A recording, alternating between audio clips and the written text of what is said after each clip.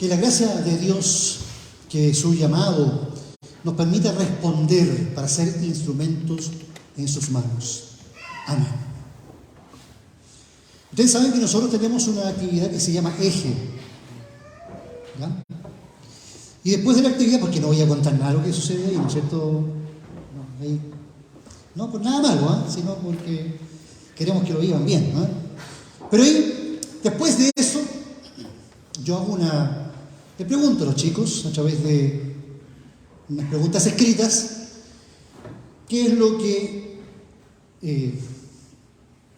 les gustó más del eje, o qué les trajo el eje, qué importancia tiene el eje.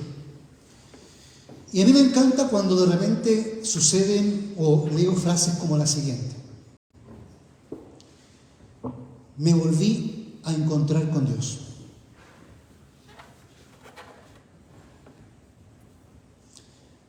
Volví a creer.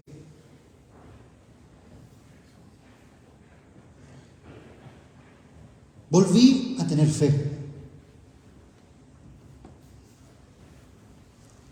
Jesucristo, mi Salvador. Eso están escritos, las tengo. Cuando yo digo esa frase, digo, realmente Dios es grande, misterioso. Porque resulta de que, cierto, uno es instrumento de las manos de Dios para predicar aquí o para hacer cualquier actividad, pero yo puedo hacer la actividad más grande y si la persona no responde a esta actividad, una charla, cualquier cosa, no pasa nada. Pasamos a ser como iglesia un elemento cultural más. En otros casos hasta una ONG. ¿Por qué digo esto? Porque Dios y Jesucristo, ¿no es cierto?, y el Espíritu Santo nunca te van a invitar a seguir. Nunca. Jesucristo llamaba. Siempre llamaba. Y no invita porque resulta de que si fuera una invitación, ¿no es cierto?, tú vendrías a un culto y, ¡oh, qué fome! Porque no es un show. No es algo en la cual tú digas, ¡ah, qué bueno!, ¿no es cierto?, me sentí muy bien. No. Cuando Dios llama, es otro sentido que nos da. Pero veamos un poquito aquí y me preguntan inmediatamente es, ¿cuándo Dios te llamó?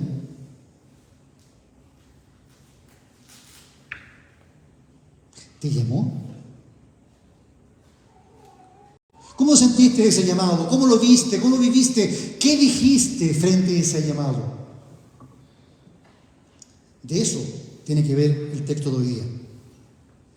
Fíjense qué hermoso texto. Los primeros discípulos, Jesús no tenía a nadie, de repente tiene que buscar a algunos. Lo primero, ¿no es cierto?, va donde Juan el que bautizaba. Ojo, Juan el que bautizaba no es el mismo que escribió el libro de Juan. Son dos personas distintas. Y resulta de que el que escribió el libro, lo primero que trata de hacernos ver la importancia de este Cristo. Para nosotros decimos Cristo, decimos Jesucristo y como que no tiene ningún sentido. Sin embargo, si usted se encuentra con un judío y dice la palabra Cristo, lo va a mirar muy raro. Y el judío le va a decir, todavía no ha venido. Y nosotros le vamos a decir, sí, ha venido. Dios se ha hecho carne, se ha materializado, anduvo entre nosotros. Ese es el mensaje que no podían guardar los primeros discípulos. ¿Por qué? Por el llamado que Dios le hace. Por ejemplo, a Natanael. Yo te conozco, Natanael, mucho antes que tú a mí. Entonces, Juan, el otro Juan el que bautizaba, ¿no es cierto?, se encuentra con Jesús, lo bautiza, y resulta de que Juan, el que bautizaba, tenía sus seguidores, discípulos. Y cuando llega Jesús, le dice, mira, este es del cual yo le he estado hablando durante mucho tiempo. Síganlo a él. Ausencia de mezquindad total. Todos los pastores, todos los sacerdotes, toda aquella persona que sea del liderazgo de alguna iglesia, el fin último es guiarlo a Cristo. Inclusive Martín Lutero lo dijo varias veces. Inclusive uno va a Wittenberg y en Wittenberg hay un retablo, ¿no es cierto? Un retablo como una pared, ¿sí? Como una pintura, y uno lo ve y va a encontrar la siguiente gráfica. Carlita, si puedes, por favor. Esa. Y si ustedes se fijan en el detalle, ¿no es cierto? Es una pintura en el retablo, que es, más o menos, no tan grande. Lutero está apuntando a Cristo. ¿Por qué? Porque no es importante la iglesia luterana, no es importante la liturgia, no es importante un montón de cosas. Aquí es importante que usted salga y sepa que Cristo es la persona más importante para mi vida y para la vida de esta sociedad. Si usted se va con eso, yo me salgo y termino la prédica, porque eso es lo más importante. Y resulta de que, contrariamente a lo que pasa con nuestra sociedad, Jesús nos pregunta hoy día, ¿no es cierto?, dentro de este diálogo con Andrés, con el primero que tiene que conversar, se acerca donde Jesús, y Jesús le hace una tremenda pregunta. ¿Qué buscas?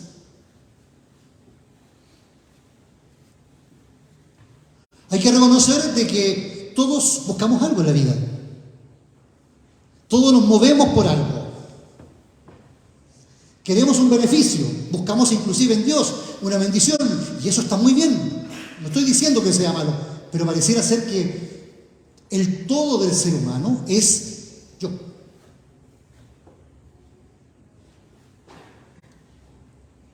¿Qué provecho puedo sacar?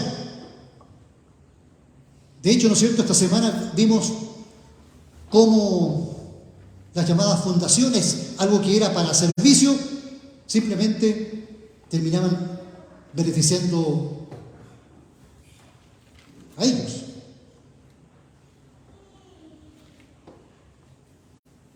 Jesucristo nos cambia de sentido y nos dice, yo no vengo, ¿no es cierto?, simplemente a invitarlos, sino a que sirvan.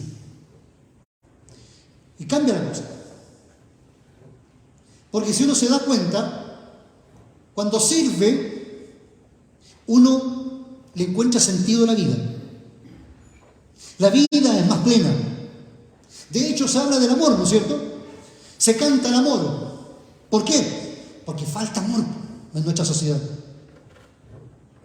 Y el amor no es nada más que entregarme al otro. Cuando la familia, los padres, ¿no es cierto?, se entregan por el hijo y trabajamos por las personas que más queremos. Pero también cuando tomamos un tiempo que era nuestro y lo dedicamos a algo del cual quizás no vamos a sacar ningún provecho, pero lo hacemos por amor. ¿Qué pasa cuando uno termina de trabajar, de servir? Uno se siente como la hora del día, ¿no es cierto? Que uno dice, bien. Bueno, Cristo hoy día nos llama a servir. Porque Él dijo que es mejor dar que recibir. Así que los desafío. A ver, ¿cómo podemos hacer esto? Y servir, porque resulta de que estamos viviendo en un mundo que es todo para mí, y Él nos presenta esta nueva forma de vida que le llamamos el reino de Dios. De hecho, en el Padre Nuestro decimos, venga a nosotros tu reino. Le estamos diciendo, Señor, yo quiero vivir como tú quieres que yo viva. ¿Cómo? Amando, sirviendo. siendo sensible ante el otro.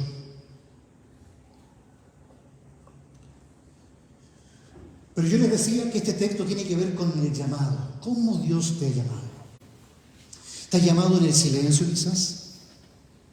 Quizás muchas personas simplemente en un momento determinado tomaron conciencia, ¿no? Nosotros bautizamos sin lugar a dudas, pero nosotros tomamos conciencia más o menos 6, 7 años, ¿no es cierto? Ahí tomamos conciencia de dónde estamos. Bueno,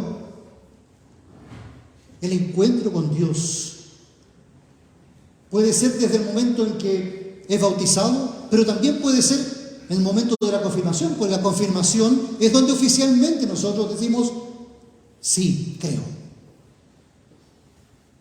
Pero a veces ni siquiera es la confirmación. A veces viene después. Lo importante es que venga, que te sientas llamado. ¿Cómo Dios llamó aquí en este texto?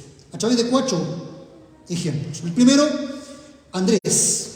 ¿Cómo creyó Andrés? Simplemente por el mensaje de Juan el que bautizaba. Y seguramente él escuchaba las prédicas en el río Jordán y movido por el Espíritu de Dios, vio a este Mesías e inmediatamente creyó. Y cuando cree, sucede un segundo testimonio de un personaje llamado Simón, ¿no es cierto?, que era hermano de Andrés, y que le dice, pero Simón, nosotros ya hemos encontrado a este Dios entre nosotros, ven, vamos a conocerlo. Por lo tanto, en el caso de Andrés, la predicación, ¿no es cierto?, fue el detonante. En el caso de Simón, fue el testimonio de su hermano. Segundo ejemplo. A propósito, Simón, ¿ustedes saben de quién estamos hablando aquí, de Simón? Pedro, ¿no es cierto? Así se llama Pedro. Pedro es un sobrenombre, no es un nombre. De hecho, es el nombre griego de Cefas, ¿no es cierto?, que es originalmente como Jesús le colocó. Y de ahí Pedro, piedra, ¿no?, porque era muy duro, ¿no?, muy impetuoso. Pero fue llamado así. Tercer personaje, Felipe. Este personaje sí que es muy interesante porque Jesús llega y lo llama directamente, no anda con rodeo Jesús. Perfectamente pudo haber, no sé, pues, te quiero invitar a la sinagoga para que conversemos desde la palabra de Dios, ¿no es cierto? Sin lugar a dudas, sería muy importante. Sin embargo, se enfrenta ante Jesús, ante Felipe, y le dice, sígueme. ¿Qué pasa si Jesús hoy día le dice a usted, sígueme? ¿Cuántos de aquí dirían, sí, Señor, te voy a seguir? Pero de verdad.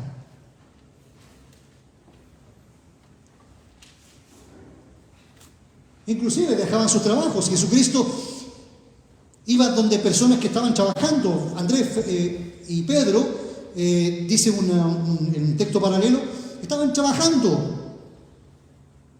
Pareciera ser que Dios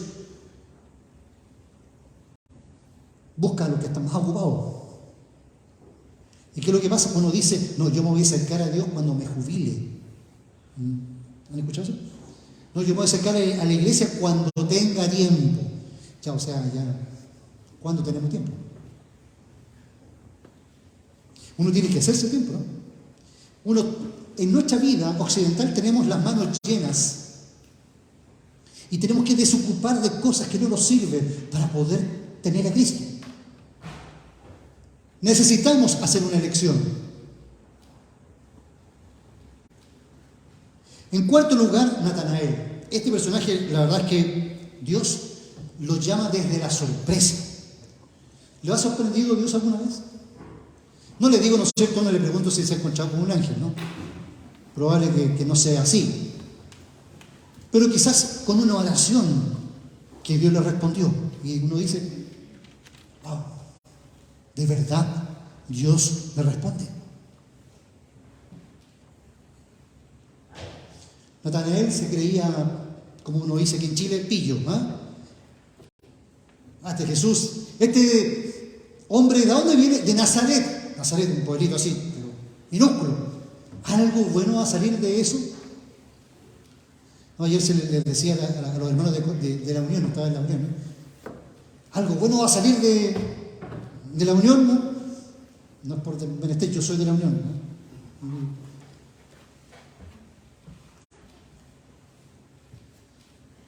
La verdad es que Dios puede hacer contigo, estés donde estés, lo que Él quiere. Lo único que uno tiene que hacer es abrir su corazón, estar dispuesto a decirle: Señor, he de aquí. Estoy en tus manos. Y en el caso de Natanael, sorprendió porque muchas veces uno cree que sabe todo, cree que, no sé, de la Biblia o de la vida espiritual lo sabe todo. No, Natanael, ¿tú te crees que te la sabes toda? No. Cuando tú vas de ida, yo vengo de vuelta. Así me decía mi amigo. Y Dios es experto en eso. Él, de alguna forma, es el prototipo de muchos que simplemente se ven sorprendidos por ese Dios, por la experiencia. ¿Y qué decir de Abraham? ¿Se acuerdan del texto bíblico? Abraham lo llama desde su espacio de seguridad, desde esa tierra donde estaba tranquilo, y le dice: yo voy a hacer de ti una nación grande. ¿Qué edad tenía? ¿Se acuerdan? 75 años. O sea, ustedes todos son jóvenes aquí, ¿no? Me acuerdo de Moisés, otro, ¿no? Tenía cerca de 80 años. Y así podemos seguir con muchos ejemplos cuando Dios llamó a Isaías, llamó a Samuel. Es interesante cómo Dios, cuando llama, uno tiene que responder. Cuando Dios llama, la verdad es que tienen que suceder tres cosas. La primera de ellas, Dios nos saca de este espacio tranquilo, que ojalá que no me molesten, ¿no es cierto? No, Dios te va ahí a golpetear como una gota de agua, ¿no es cierto?, en el corazón. No nos va a dejar tranquilos. Sal de tu tierra. Pero junto con eso, también hay una promesa. Le dijo a Abraham: haré de ti una nación grande. ¿Lo crees, Abraham? 75 años. Y va a ser, mi esposa tenía ¿cuánto? O sea, la esposa de Abraham, ¿cuántos años tenía? Andaba por ahí. Y vas a ser padre. ¿Ustedes creen que Abraham dijo: sí, no, por supuesto, ¿no? Así, muy rápido? No, también tuvo dudas. De hecho, tenemos la historia de Agar, ¿no es cierto?, la cual tuvo Ismael.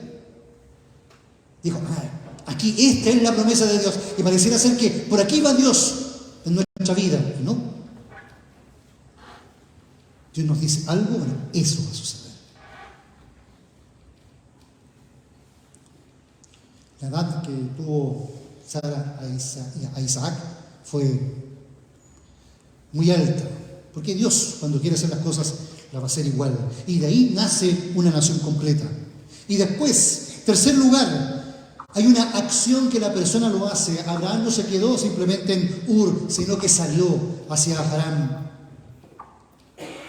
Y en ese sentido, la iglesia no se puede quedar donde está. Tenemos que poder avanzar. Hoy día la iglesia pareciera ser que es una pera de boxeo. Le dan como quieren. ¿Por qué? Porque está fija. La iglesia, si se fijan ustedes, cada vez que hay un punto bueno, siempre tiene que ver con el servir. Servir a los otros. Servir a todos. No solamente a un grupo, sino que a quien quiera acercarse a Dios. Pero tú estás llamado. No solamente somos conocimiento. Cierto, dice la Biblia, que creyere y fuere bautizado será salvo, pero la fe provoca acciones.